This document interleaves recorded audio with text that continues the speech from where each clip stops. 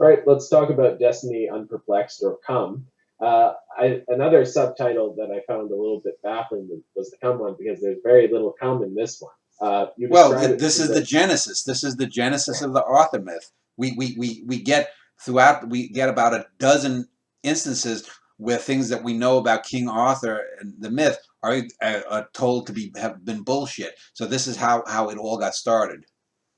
this is probably my favorite play of yours. It had the father-son relationship with Merlin and Arthur. It has very little of Danny Wagner, and he's not. I don't even think he's called Danny Wagner. I think he's called the Watcher throughout it, or Fire Eyes. Mm. And then many of the characters that appear in some of Danny Wagner's plays appear as visions to either Merlin or Arthur. I thought that the relationship, because Merlin finds Arthur, and I forget what his name is. Demodwine. Demodwine, yes. He finds this boy in the woods, and he eventually comes to be known as Arthur. And you use a lot of the Arthurian mythos, but you expand upon it, and you make Merlin into an interesting character. You find that many of the characters that interact with Merlin are a little skeptical about him, and you don't know if these are sort of demented visions that he's having, or if they are. It's just a very interesting thing. But I love the crux of the father-son relationship between Merlin and Arthur, and also how Arthur becomes a great character through giving up his past. There's a wonderful scene where, after a great victory, Arthur is giving some words to his men, and then there's this scene where a bunch of children with red hair, which embody Arthur's past, walk by, and throughout the entire play, Merlin is seeing these visions, but this is the one vision he does not see, and everyone is, I think they were calling him Arctur instead of Arthur, but Arctur, Arctur, Arctur, and they're rising in this chorus, and he's noticing these children passing by as the chorus is rising. Well, Arctur was an early British title, and it's been speculated that the reason that there is very little evidence of a King Arthur was that Arthur was based on a warlord, and warlords were called Arcturs. So that the real King Arthur may not have been ever known as Arthur in his lifetime, but was an Arctur, which means bear, which means ferocious, a warlord. And so that's how I worked that one in. There's the whole Merlin is seen as a crazy old nut, not really a sorcerer. Arthur's genesis, we know from there's what's called the Vulgate Cycle and the post-Vulgate Cycle, Thomas Malory and the stuff that came after Thomas Malory. La Morte d'Arthur is the central book in the Arthurian myths, although it goes back to some people. I think it might have been the Venerable Bede and some other people who wrote about Arthur long before. And then on to later things like Alfred Lord Tennyson's the poems, Idylls of the King, and then to modern people like Marion Zimmer Bradley and T.H. White's versions of the myth. But what do you think of John Steinbeck's book on Arthur?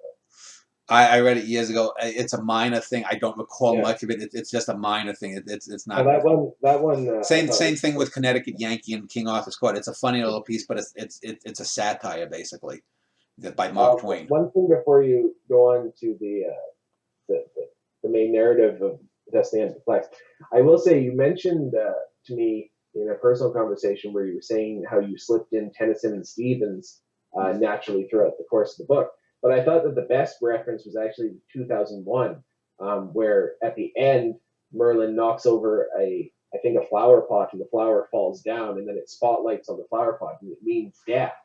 And that's an interesting reference to 2001, where he knocks over the glass, towards the end, right before he ascends to the Star Child. Oh, I never thought of that. See, that you just read something into it that I didn't intend. Mm-hmm. So, but that's good. I mean, it may very well be, because my mind might have picked up on that. This is what we talked about just a few minutes ago with the novel, is that references come in and out. I will always acknowledge something that I'm definitely pilfering from someone else, but there's going to be things that work their way in. I mean, I've just read too much in any given month from looking on Project Gutenberg or whatnot, and reading old books or old tracts or treatises. But anyway, to get back to this play, so I wanted to deconstruct the Arthurian myth. For example, we find out why Excalibur is called Excalibur, because the sword that Arthur has, called Excalibur, the magical sword, is sometimes called Caliburn. So what I made was that Arthur doesn't pull the sword out of the stone, whether it's Excalibur or another sword. It is in some versions it's one or the other, but he pulls the sword out of a Saxon warrior that Arthur has killed in the final battle, called Caliburn. So the warrior's named Caliburn. So Excalibur means X out of Caliburn. So that's how it gets its name. So I give a plausible explanation of the beginning of Excalibur, and we learn a little bit about Queen Guinevere. We learn about his two sisters, Morgause and Morgan Le Fay, both having red hair, and we assume they're his sisters. We don't know. I don't know yet. Maybe I'll make them bullshitters. But we know that Morgause is pregnant with Modred, so we know that Modred is not the son of Arthur in my version of the thing, and he's going to come back in the end. The final play is the fall of Camelot. But one of the things I used a real life myth, and I think I mentioned this before when we've talked over the last 4 or 5 years or whatnot. There's a myth about green children that came out of a cave called the Children of Woolpit, the Green Children of Woolpit, and there are various versions of this myth. The Woolpit story, I think, is set in Wales. There are tales of it set in Spain, Italy, France, and a few other European countries about these kids that came out of a cave. They were greenish looking, had green eyes, and this is similar to what I had when I drowned in a lake in New Hampshire. I had this dream long before I heard of this. So it's an archetypal thing, sort of like the gray aliens with bug eyes, modern UFO myth. And I said to myself, well, what if Arthur was one of these kids who was wandering around and claimed to have come from a twilight land like the green kids did? And instead of having just a brother and a sister, out of here supposedly came Demodwine, or Arthur, and Morgan Le Fay and Morgause, his older sister and his younger sister. And what if, like with because Sir Lancelot, when he was young, Launcelot was his original name was Galahad, which is the name of his son who completes the Grail quest, which will be my 4th play. What if Arthur also was actually named Modred? Because if you have Morgan and Morgause, why not have a name for Arthur that starts with an M-O? So his name, supposedly in this version, in this other Twilight Land, would have been Modred. And then we know Morgause names her baby Modred. And we find out about Sir Gawain, and Sir Gawain is just about to go on to his adventure detailed in Sir Gawain and the Green Knight. We find out about a knight called Sir Azrael, the Destroyer, which is based upon the angel of death, Azrael. We find out about the coming of Launcelot and Tristram, which will be in the 3rd play with Queen Guinevere and whatnot. So this play is setting up a lot of the Arthurian myth, but in a much more believable fashion. My goal in going with these plays was doing Cassavetes and Camelot.